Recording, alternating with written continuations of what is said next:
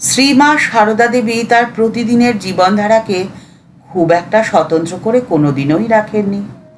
স্বাতন্ত্র্য বোধ আসে অহংকার বোধ থেকে, কিন্তু অহংকার শূন্যা মা সারদা নিজেকে এবং নিজ সংক্রান্ত কোনো বিষয়কেই কখনোই প্রাধান্য দেননি।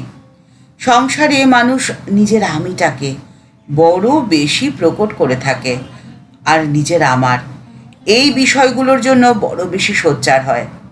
আর এটাই হলো কারণ যার জন্যে সংসারের শান্তি নষ্ট হয়ে যায়। এই অস্থির সংসারে শান্তিতে থাকার একমাত্র উপায় হলো আমি ও আমার, এই অহংকার থেকে নিজেকে সম্পূর্ণ মুক্ত করা। শ্রীমা সারদা দেবী থাকতেন তার ঘনিষ্ঠ মানুষদের সান্নিধ্যে, কিন্তু তবুও কেউ কখনো কোনোদিনও মায়ের মধ্যেই কাঁচা আমের অস্তিত্ব বুঝতেই পারেনি।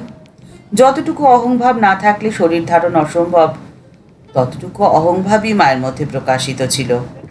মায়ের মধ্যে এই ভাবই প্রকাশিত ছিল যে আমি মা আর তোমরা হলে আমার সন্তান। তাই মা যখন যেখানে যেভাবেই থাকুন না কেন, মায়ের মনের মধ্যে কখনো শান্তির অভাব হয়নি। মা বহুবার বহু জায়গায় বলেছেন হৃদয়ের মধ্যে যেন আনন্দের পূর্ণ ঘরটি বসানো রয়েছে। মা একবার এক ভক্তকে বলছেন, তোমরা সবাই খালি অশান্তি অশান্তি করো, কিন্তু অশান্তি যে কাকে বলে তা তো আমি কোনোদিন বুঝলামই না। অশান্তি থেকে নিবৃত্তির সূত্রটি শ্রীমা সারদা দেবী তার জীবনের মধ্যে দিয়ে আমাদের প্রত্যেককে বুঝিয়ে দিয়ে গেছেন। মা বলছেন, যা কিছুই করো না কেন সকলকে নিয়ে একটু মান দিয়ে পরামর্শ শুনতে হয় বইকি। সব লোককে কিছু কিছু অধিকার দিয়ে নিজেকে একটু নিচু হয়ে চলতে হয়। আর এই নিচু করার অর্থে নিজেকে অসম্মানিত করা নয়।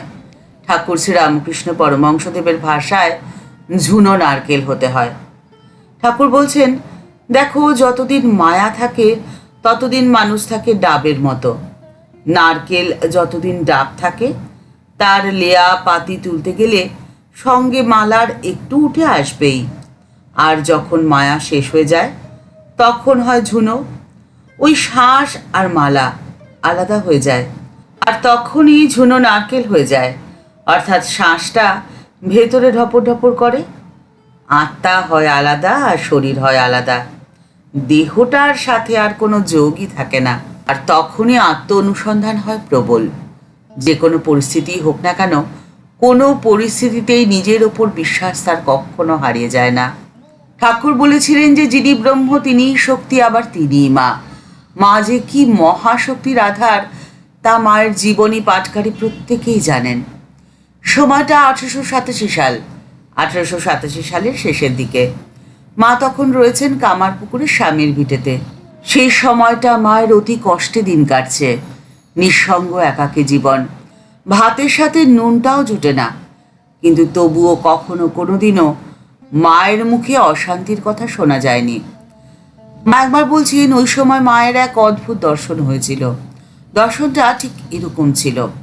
মা বলছেন, একদিন দেখি কি সামনের রাস্তা দিয়ে ঠাকুর আসছেন। তিনি আসছেন আগে আগে ওই ভূতির খালের দিক থেকে, আর তার পেছনে নরেন, বাবুরাম, রাখাল সব ভক্তেরা আসছেন। কত লোক! দেখি কি ঠাকুরের পা থেকে জলের ফোয়ারা ঢেউ খেলে খেলে আগে আগে আসছে। কত জলের স্রোত! আমি ভাবলাম, দেখছি ইনি তো সব, এর পাদপদ থেকেই তো গঙ্গা। তখন আমি তাড়াতাড়ি রঘুবীরের ঘরের পাশের জবা ফুল গাছ থেকে মুঠো মুঠো জবা ফুল ছিঁড়ে এনে গঙ্গায় দিতে লাগলাম। শ্রী মায়ের করায়ত্ত ছিল ইচ্ছামৃত্যু। স্বামীর মহাপ্রয়াণের পরে মা দেহত্যাগের সংকল্পও করেছিলেন, কিন্তু সেই সময় ঠাকুর তাকে স্বয়ং দর্শন দিয়ে বলেছিলেন, না না, তুমি থাকো, অনেক কাজ বাকি আছে, সব যে তোমাকেই করতে হবে। আমি কি কোথাও গেছি গা?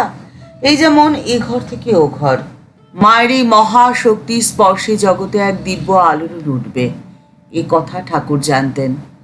তাই তো তিনি মাকে যেতে দিলেন না, রেখে দিলেন এই ধরণীতে। আর নিজে অন্তরালে থেকে মাকে নির্দেশ দিতেন বিভিন্ন সময় বিভিন্নভাবে। ঠাকুর এবং মা বর্তমানেও রয়েছেন সূক্ষ্ম দেহে আপনার চারপাশে।